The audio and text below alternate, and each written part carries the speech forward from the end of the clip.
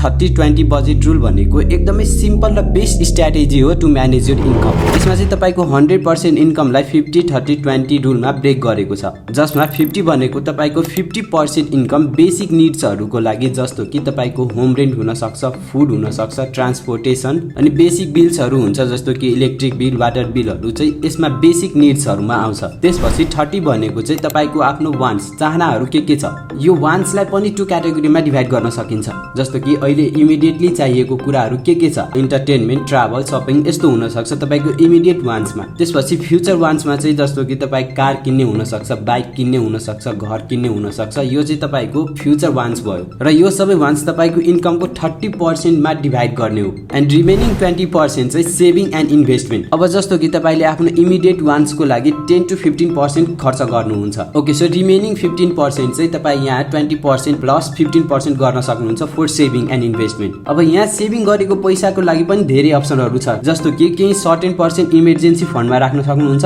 केही पैसा स्टक मार्केटमा, केही म्युचुअल फन्डमा र केही ब्याङ्कको सेभिङ अकाउन्टमा पनि राख्न सक्नुहुन्छ। सो कति केसमा चाहिँ यो 50-30-20 रुल काम गर्छ, कतिमा नगर्न पनि सक्छ, किनभने कतिको एक्सपेन्सेस नै धेरै हुन्छ। अब जस्तो कि तपाईको बेसिक निड्स पूरा गर्न नै 70% जान्छ, रिमेनिङ 30% मा चाहिँ तपाईले 10% वान्ट्समा खर्च गर्न सक्नुभयो र रिमेनिङ 20% चाहिँ सेभिङ एन्ड इन्भेस्टमेन्टको लागि राखेको राम्रो। सो यो रुलको मेन मोटिभ भनेको तपाईले कमाएको सबै पैसा खर्च गर्ने होइन, त्यो पैसा सेभ गरेर यस्तो ठाउँमा राख्ने जहाँ फ्युचरमा भ्यालु क्रिएट होस्।